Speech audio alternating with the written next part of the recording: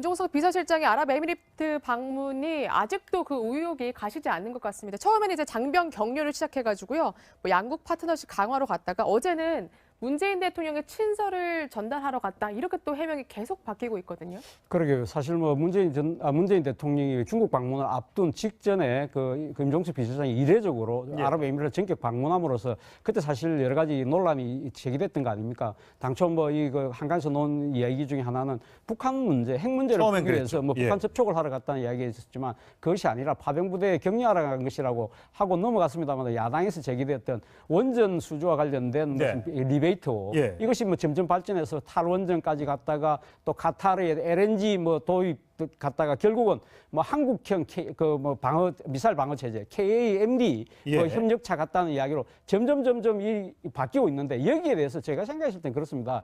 사실은 이러한 이 모든 지금 제기된 의혹들이 사실 어떻게 보면 우리 국익과 다 직접적으로 연결된 이야기들이거든요. 그렇다고 한다면 청와대에서 이 부분에서 의혹이 제기됐을 때 과연 이것이 진실이 아직 뭔지는 가려져 있습니다만 아마 상당히 국익과 뭔가 관련이 있는 것은 분명해 보입니다. 그렇다고 한다면 청와대에서 좀 더 진솔하게 이야기할 필요가 있지 않았을까. 네. 그것이 대외적으로 밝히기에 상당히 국익에 침해가 온다고 한다면 지금 국정의 파트너라고 할 수 있는 야당에게 대해서는 비공개라도 물밑 접촉을 통해서라도 사실 우리 이런 일이 이야기 있었다. 이 정도까지 이야기를 좀 해주시라. 그러면 좀 더 벌어지고 난 뒤에 그때는 다시 국민들에게 제대로 밝히겠다든지 나름대로 그런 식의 정치적 노력이 없이 그냥 그 뭐 파병 그 격리차 갔다는 식으로 계속적으로 아니다. 모르쇠로 일관하다 보니까 야당을 더 자극한 측면이 분명히 있는 것이죠. 그리고 또 야당 또한 저는 또 마찬가지로 생각합니다. 야당도 사실 제기한 의혹들이 또 말이 사실 바뀌고 있는 것도 사실이거든요. 이것이 야당이 사실 집권 시절에 했던 이야기 중에 하나가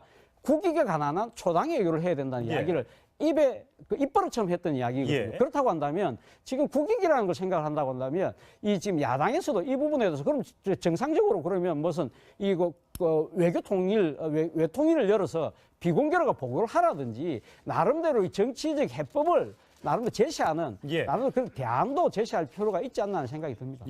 어쨌든 오늘 산자위를 열어서 임종석 대통령 비서실장을 좀 부르고 싶었을 텐데 본인은 이제 안 나오고 있단 말이죠. 그러니까 이게 언제 제대로 된 해명이 될지는 모르겠습니다만, 그러니까 여당은 대통령은 야당을 홍준표 대표를 믿지 못하고 또 야당은 또 문재인 정부를 또 공격하려는 수단으로 쓰다 보니까 이제 이런 일이 벌어진 것 아닌가라는 생각이 좀 듭니다. 근데 사실은 이 문제를 야권에서 지금 국정조사를 하겠다라고까지 주장을 하고 있는 상황인데 사실 지금 시급한 현안은 국민 눈높이에서 보면 차라리 제천 화재의 여러 가지 방지책이나 법안이나 이런 것들에 대해서 더 집중을 하길 바라는 국민들의 마음이 있고요. 그러니까 일부 이제 치밀하게 답변하지 못하다 보니까 처음 말과 그 두 번째 말이 조금 다른 부분이 있겠지만은 국정을 운영하다 보면 사실은 모두 다 소상하게 알릴 수 없는 여러 가지 어떤 국정의 그 안보상의 그 비밀이라든지 공공의 이익이 있다라고 보이거든요. 그걸 치밀하게 모든 것을 알려달라라고 공개적으로 국정조사를 요구하면서 하는 것도 좀 적절하지 않은 측면이 있고. 공개 이제 국정조사한다는 건 이제 공개하겠다는 거죠. 그리고 이 사건의 파동을 일단은 단원에서 규정하기에는 지금 확인된 손실이라든가 이런 것들은 확인된 바가 없습니다. 그렇기 때문에 사실 이것을 어떻게 정치적인 쟁점으로 하기에는 아직은 뭔가 가시적인 손해가 발생했다거나 적극적으로 청와대가 이것을 숨기려고 했다던가 그런 정황이 확인이 되지 않고 다만 그러니까 어떤 방문을 한다면 복합적인 요소가 있겠죠. 예를 들면 뭐 장병을 방문하거나 여러 가지 다양한 복합적인 요인이 있었고 그걸 해명하는 과정에서 일부를 해명하는 과정에서 혼선이 있었을 뿐인데 이것을 국정조사까지 가야 되는 것인가라는 근본적인 의문이 있습니다. 네, 이런 가운데 이제 양정철 전 비서관이죠. 그 문재인 대통령의 측근 중에 측근이라고 할 수 있는데 이제 대선 직후에 떠났는데 요즘에 갑자기 이제 언론 인터뷰를 하기를 시작했어요. 그래서 이게 무슨 배경이 있는 건가라는 생각이 들 정도입니다. 본인이 그러니까 언론 그 인터뷰를 자청을 했다고 그래요. 그러니까 한 이유는 본인이 왜 이 시점에 했느냐. 그러니까 지금 그 사실 연말을 앞두고 청와대 이 개편설이 지금 나돌고 있거든요. 그러다 보니까 청와대 일종 그러니까 지방선거를 앞두고 청와대 참모들 중에서 누가 빠지고 나면 개편이 불가피한데 그 상황에서 누구를 채우는데 예를 들면 양정철 전 그 비서관이 돌아올 가능성이 높지 않느냐는 이야기들이 나오고. 그러니까 임종석 비서실장도 뭐 서울시장이나 뭐 전남지사 서울시장 출마도 있고. 있으니까 그렇게 되면 그 그렇죠. 자리를 뭐 양정철 비서관이 채울 수 있는 거 그러니까 아니냐? 자연적인 그 시기상의 교체설도 있고 또 한편으로는 임종석 비서실장과의 권력적인 갈등 관계 때문에 네. 양정철 그 전 비서관이 복귀한다더라는 이야기들이 이제 사설 정보지 이제 나돌아간 받아보셨죠? 예. 그러다 보니까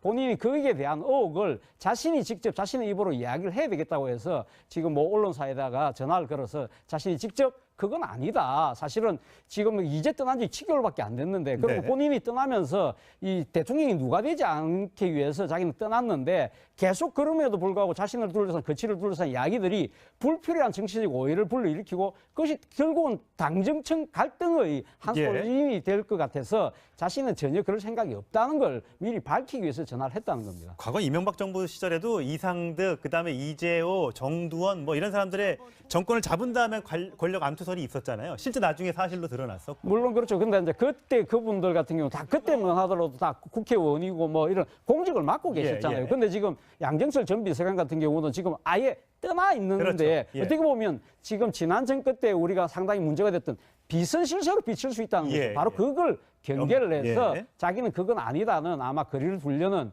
그러한 의지를 갖고 전화를 했던 것 같습니다. 예. 어쨌든 양정철 비서관은 참 멀리 왔다. 눈물 나는 지난 시간을 아름다운 추억으로 간직하며 뭐 등등 얘기하면서 임종석 대통령 비서실장과는 아무런 문제가 없다. 이렇게 얘기하고 있는데 좀 해명이 조금 좀 간지럽습니다. 뭐 서로 정말 살뜰한 관계고 남자들끼리 뭐 하는 짓이냐 할 만큼 서로 살갑다. 이렇게 해명을 했다는데 뭐 정말 이런지는 조금 더 두고 보면 알지 않을까. 물론 지라시는 지라시에 그칠 수 있습니다만 가끔 간혹 보면 뭔가 이게 또 불소시가 돼서 또 사실로 드러나거나 더 큰 내용이 뒤에 있는 경우도 있기 때문에 이 부분에 대해서 아마 국민들이 눈여겨 좀 볼 것 같습니다. 오늘 말씀 여기까지 듣겠습니다. 고맙습니다. 이 지금 야당에서도 이 부분에 대해서 그럼 정상적으로 그러면 무슨 이거 외교 통일 외통일을 열어서 비공개로가 보고를 하라든지 나름대로 이 정치적 해법을 나름대로 제시하는 예. 나름대로 그런 대안도 제시할 필요가 있지 않나 하는 생각이 듭니다. 예. 어쨌든 오늘 산자비를 열어서 임종석 대통령 비서실장을 좀 부르고 싶었을 텐데 본인은 이제 안 나오고 있단 말이죠. 그러니까 이게 언제 제대로 된 해명이 될지는 모르겠습니다만, 그러니까 여당은 대통령은 야당을 홍준표 대표를 믿지 못하고 또 야당은 또 문재인 정부를 또 공격하려는 수단으로 쓰다 보니까 이제 이런 일이 벌어진 것 아닌가라는 생각이 좀 듭니다. 근데 사실은 이 문제를 야권에서 지금 국정조사를 하겠다라고까지 예. 주장을 하고 있는 상황인데 사실 지금 시급한 현안은 국민 눈높이에서 보면 차라리 제천 화재의 여러 가지 방지책이나 법안이나 이런 것들에 대해서 더 집중을 하길 바라는 국민들의 마음이 있고요. 그러니까 일부 이제 치밀하게 답변하지 못하다 보니까 처음 말과 그 두 번째 말이 조금 다른 부분은 있겠지만은 국정을 운영하다 보면 사실은 철 전 비서관이죠. 그 문재인 대통령의 측근 중에 측근이라고 할 수 있는데 이제 대선 직후에 떠났는데 네. 요즘에 갑자기 이제 언론 인터뷰를 하기를 시작했어요. 그래서 이게 무슨 배경이 있는 건가라는 생각이 들 정도입니다. 본인이 그러니까 언론 그 인터뷰를 자청을 했다고 그래요. 그러니까 네. 한 이유는 본인이 왜 이 시점에 했느냐. 그러니까 지금 그 사실 연말을 앞두고 청와대 이 개편설이 지금 나돌고 있거든요. 예. 네. 그러다 보니까 청와대 일종 그러니까 지방선거를 앞두고 청와대 참모들 중에서 누가 빠지고 나면 예. 개편이 불가피한데 그 자리를 누가 채워야 된다? 누구를 예. 채우는데 예를 들면 양정철 전 그 비서관이 돌아올 가능성이 높지 않느냐는 이야기들이 나오고. 그러니까 시중의- 임종석 비서실장도 뭐 서울시장이나 뭐 전남지사 서울시장 출마도 출마도 있으니까 있고, 그렇게 또 되면 한편은- 예, 그 그렇죠. 자리를 뭐 양정철 비서관이 채울 수 있는 그러니까 거 이제 아니냐? 자연적인 그 시기상의 교체설도 있고 또 한편으로는 임종석 비서실장과의 권력적인 갈등 관계 있다. 때문에 예. 양정철 그 전 비서관이 복귀한다더라는 이야기들이 이제 사설 정보지 이제 나돌아간 지라시 거죠. 받아보셨죠? 소위 말해. 예. 그러다 보니까 본인이 거기에 대한 의혹을 자신이 직접 자신의 입으로 이야기. 모두 다 소상하게 알릴 수 없는 여러 가지 어떤 국정의 그 안보상의 그 비밀이라든지 공공의 이익이 있다라고 보이거든요.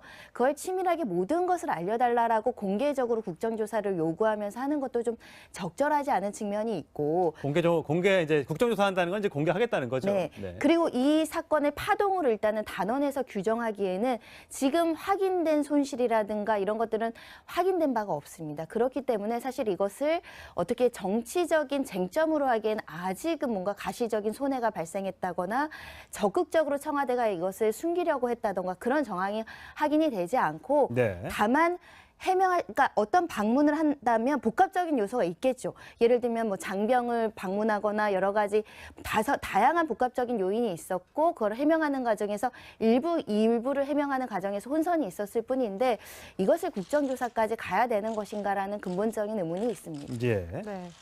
네, 이런 가운데 이제 김종석 비서실장의 아랍에미리트 방문이 아직도 그 의혹이 가시지 않는 것 같습니다. 처음에는 이제 장병 격려를 시작해가지고요, 뭐 양국 파트너십 강화로 갔다가 어제는 문재인 대통령의 친서를 전달하러 갔다 이렇게 또 해명이 계속 바뀌고 있거든요. 그러게요. 사실 뭐 문재인 대통령이 중국 방문을 앞둔 직전에 그 김종석 비서실장이 이례적으로 예. 아랍에미리트 전격 방문함으로써 그때 사실 여러 가지 논란이 제기됐던 거 아닙니까? 당초 뭐 그 한간에서 논 이야기 중에 하나는 북한 문제, 핵 문제를 처음엔 풀기 위해서 그랬죠. 뭐 북한 예. 접촉을 하러 갔다는 이야기가 있었지만 그것이 아니라 파병부대 격려하러 간 것이라고 하고 넘어갔습니다만 야당에서 제기됐던 원전 수주와 관련된 네. 무슨 리베이트 예. 이것이 뭐 점점 발전해서 탈원전까지 갔다가 또 카타르의 LNG 뭐 도입 갔다가 결국은 뭐 한국형 그 뭐 미사일 방어 체제 KAMD 예. 그 협력차 갔다는 이야기로 점점 이 바뀌고 있는데 여기에 대해서 제가 생각했을 땐 그렇습니다. 사실은 이러한 이